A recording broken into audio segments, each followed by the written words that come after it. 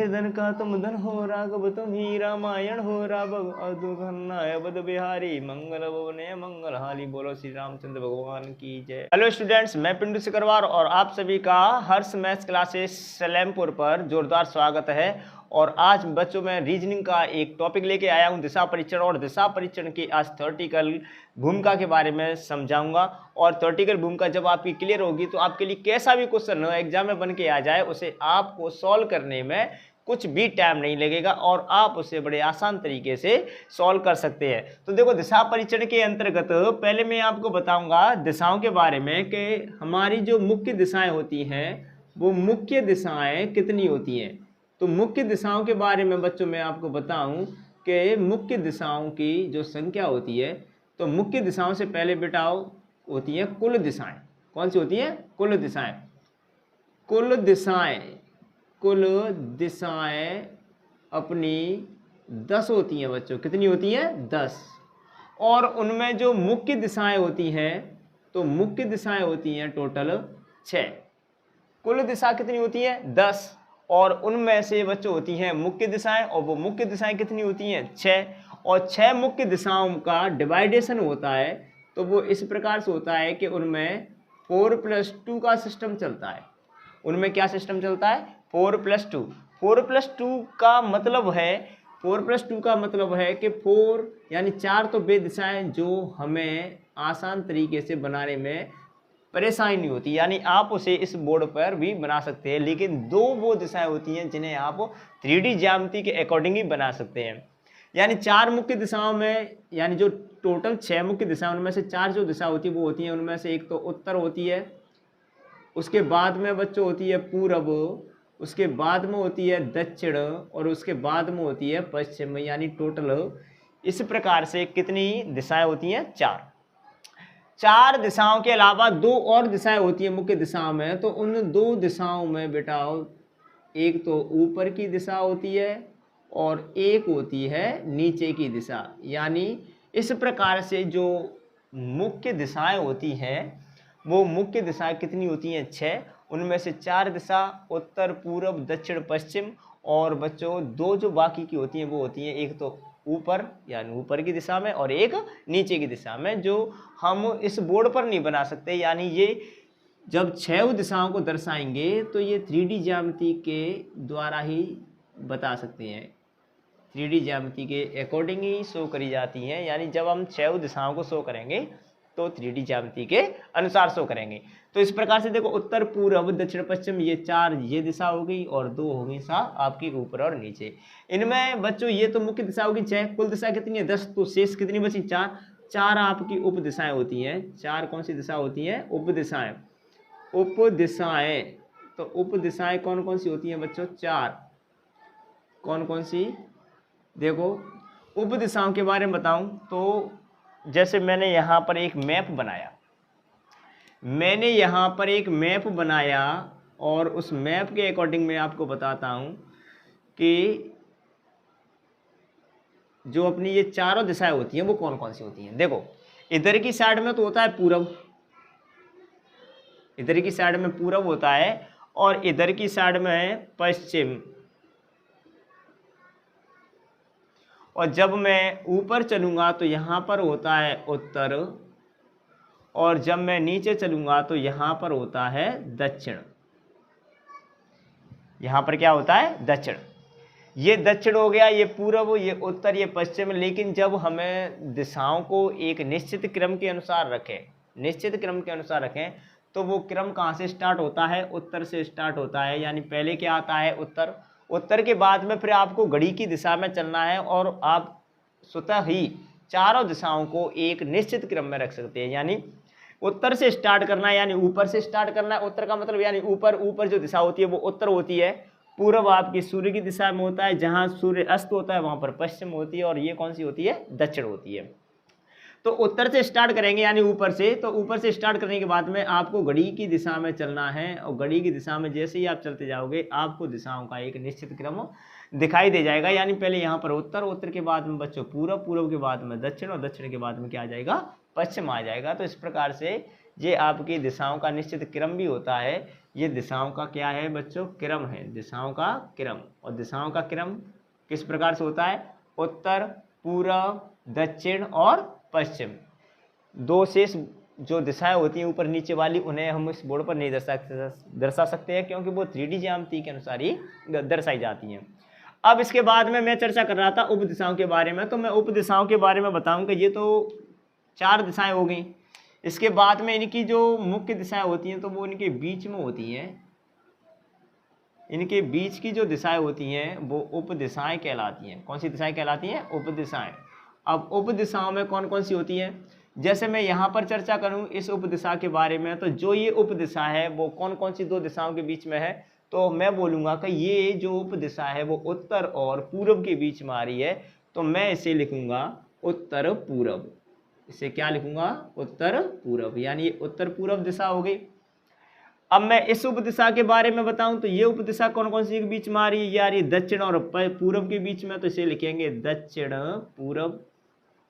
और ये वाली दिशा है वो कहाँ आ रही है? दक्षिण और पश्चिम के बीच में, तो इसे लिखेंगे दक्षिण पश्चिम। और ऐसे ही बच्चों इसे लिखेंगे हम उत्तर पश्चिम। इसे क्या लिखेंगे? उत्तर पश्चिम।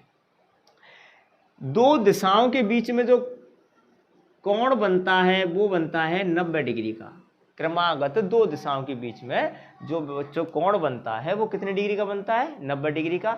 लेकिन एक दिशा और उसकी उप दिशा के बीच में जो कोण बनता है वो बनता है 45 डिग्री का। कितने डिग्री का बनता है? 45 डिग्री का।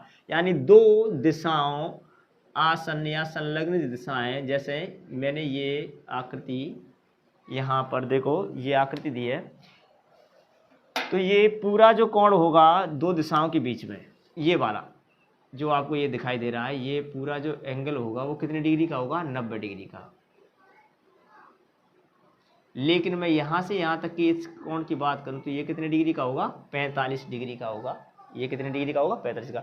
ऐसे ही इन दोनों दिशाओं के बीच में यहाँ पर भी ये पूरा एंगल कितने डिग्री का होगा? 90 का। लेकिन ये दोनों जो शेष कोण ये कितने डिग्री का होंगे? 45 के। यानी ये भी 45 डिग्री का होगा, ये भी कितने का होगा? 45 डिग्री का। ऐसे बच्चों ये भी कितने डिग्री का होगा? 45 डिग्री का। ये भी कितने का होगा? 45 डिग्री का। ये भी 45 डिग्री का, ये भी 45 डिग्री का, और ये भी कितने डिग्री का होगा? 45 डिग्री का। लेकिन 2 दिशाओं के बीच में जो कोण होता है वो कितने डिग्री का होता है? 90 डिग्री का। तो यहाँ पर मैं उप दिशाओं के बारे में बता रहा था, तो उप दिशाएं कौन कौन सी निकल के आई हैं आपकी? एक तो उत्तर पूर्व है, एक दक्षिण पूर्व है, दक्षिण पश्चिम है और उत्तर पश्चिम है। तो यहाँ पर उप दिशाओं में आ गई बच्चों आपकी कौन कौन सी? उत्तर पूर्व, उत्तर पूर्व,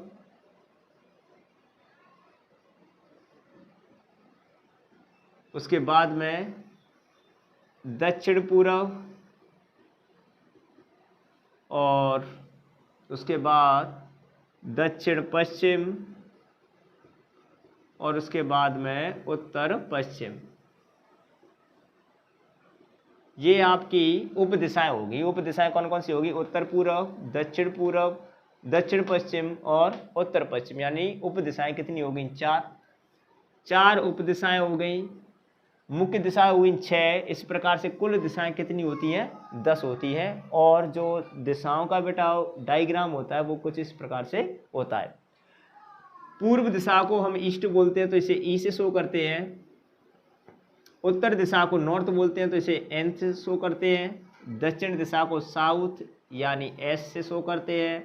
और पश्चिम दिशा को वेस्ट यानी डब्ल्यू से शो करते हैं। तो इस प्रकार से इन्हें शॉर्ट में शो किया जाता है।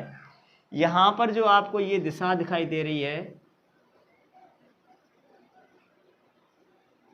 जब आप इस प्रकार से चलोगे दिशाओं में तो इसे बोलते हैं वामावर्त, सॉरी दक्षिणावर्त। क्या बोलते हैं? दक्षिणावर्त।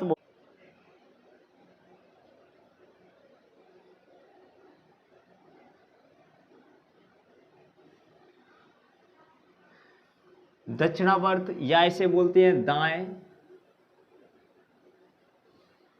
और या इसे बोलते हैं क्लॉकवाइज यानी घड़ी की दिशा। घड़ी की दिशा,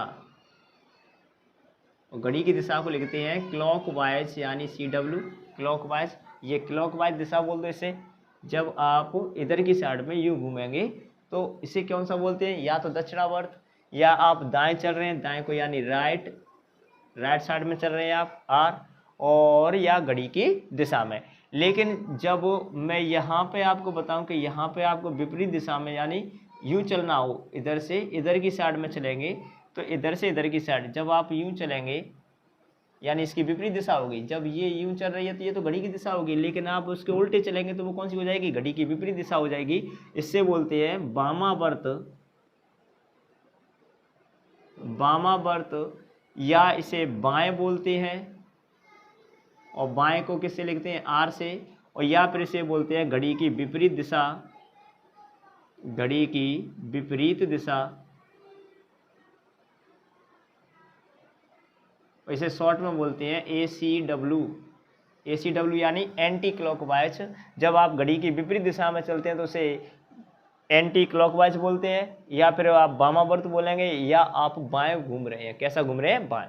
लेकिन जब आप घड़ी की दिशा में घूमते हैं तो उसे दक्षिणावर्त बोलते हैं, और आप दाएं भी घूमेंगे तब भी घड़ी की दिशा में घूमेंगे, और जब आप घड़ी की दिशा ही इधर की हो तो आपको इसी प्रकार से घूमना है। लेकिन विपरीत दिशा के है तो आपको ऐसे यूं उल्टा चलना है, और जब घड़ी की दिशा में चल के है तो आपको इस प्रकार से चलना है। तो ये तो बच्चों होगी उपदिशाएं और दिशाओं के डायग्राम के बारे में, कि दिशाओं का जो डायग्राम होता है वो कुछ इस प्रकार से होता है। यानी प्रत्येक दिशा और उपदिशा के बीच में कितने डिग्री का कोण होता है, 45 का। लेकिन दो दिशाओं के बीच में कितने डिग्री का कोण होता है, 90 डिग्री का। इसके बाद आगे की चर्चा करें तो आगे की चर्चा में मैं आपको कुछ नियम नोट करा देता हूं। पहले नियम में है कि विपरीत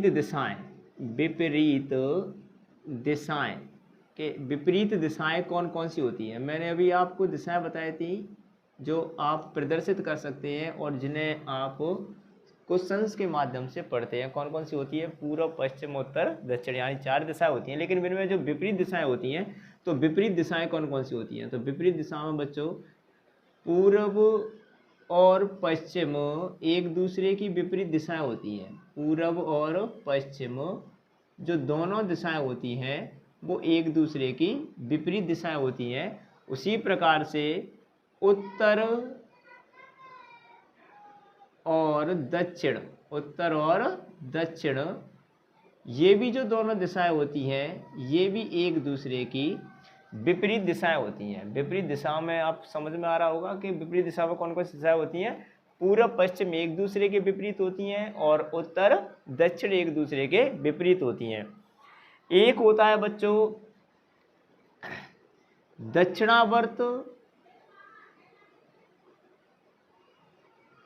दक्षिणावर्त और वामावर्त, ये भी एक दूसरे के विपरीत होते हैं। दक्षिणावर्त और वामावर्त ये भी एक दूसरे के कैसे होते हैं बच्चों, विपरीत होते हैं। इन्हें मैं बोल सकता हूं तो विपरीत पक्ष बोल दो, ये भी एक दूसरे के विपरीत होते हैं। विपरीत पक्ष में दाएं से बाएं या बाएं से दाएं चलें तो वो भी विपरीत के अकॉर्डिंग ही आते हैं, विपरीत के अंतर्गत ही आते हैं। यानी दक्षिणावर्त किसे बोलते हैं, दाएं से, और वामावर्त किसे बोलते हैं, बाएं से। तो दाएं बाएं चलें तो ये भी एक दूसरे के कैसा होता है, विपरीत होता है। दक्षिणावर्त और वामावर्त ये भी एक दूसरे के विपरीत होता है। और या हम घड़ी की अनुसार चलें, यानी चाल घड़ी के अनुसार चलें तो उसे बोलते हैं विपरीत चाल। क्या बोलते हैं, विपरीत चाल। विपरीत चाल, तो विपरीत चाल में कौन कौन सी होती है, एक तो घड़ी की दिशा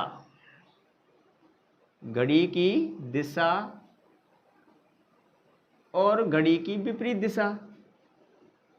घड़ी की विपरीत दिशा इसे तो बोलते हैं क्लॉकवाइज,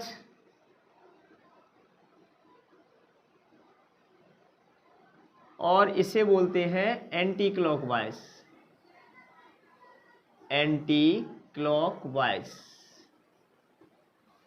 या मैं इसे बोल सकता हूं शॉर्ट में और CW, और इसे बोल सकते हैं हम कौन सा, ACW, यानी A for anti, C for clock और W for vice, anti clock vice, और CW का मतलब हो गया क्लॉक वाइस, यानी घड़ी की दिशा और घड़ी की विपरीत दिशा, ये विपरीत चालों में आ जाती हैं। और मैं आपको एक नियम और बता दूं कि जब हमें विपरीत चालों में या विपरीत पक्षों में या विपरीत दिशाओं में मान यानी वैल्यू समान मिल जाए तो वे वैल्यू आपस में कट जाती है। विपरीत दिशाओं में हो या विपरीत पक्षों में हो या विपरीत चालों में हो तो वे वैल्यू आपस में कट जाती है, वे वैल्यू आपस में कट जाती हैं।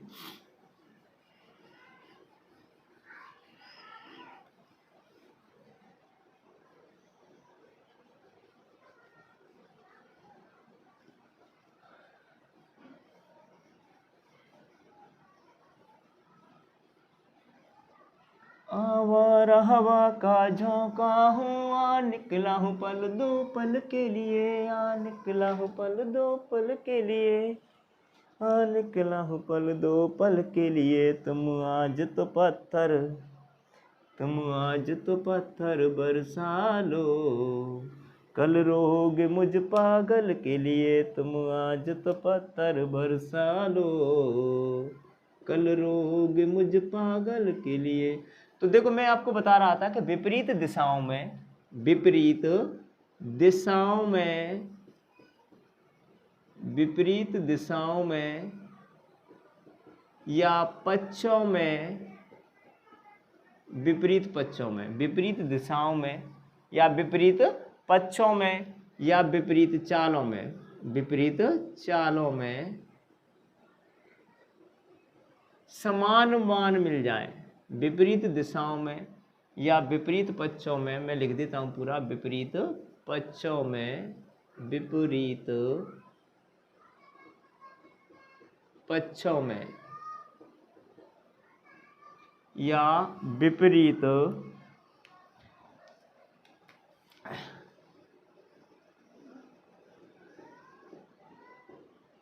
विपरीत चालों में मान यानी वैल्यू समान हो, समान होने पर आपस में कट जाती है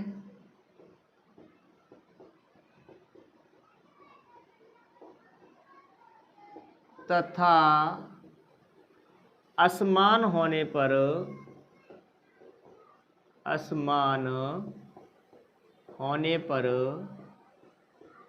आपस में घट जाती है, आपस में घट जाती हैं।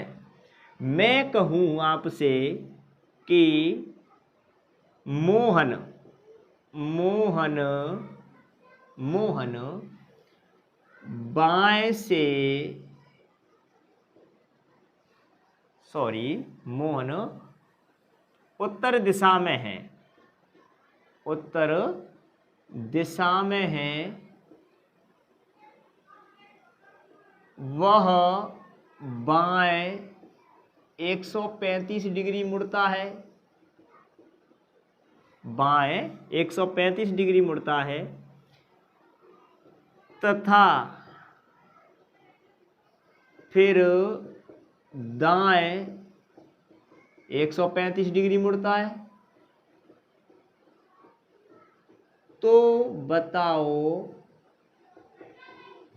वह किस दिशा में है, तो बताओ वह किस दिशा में है।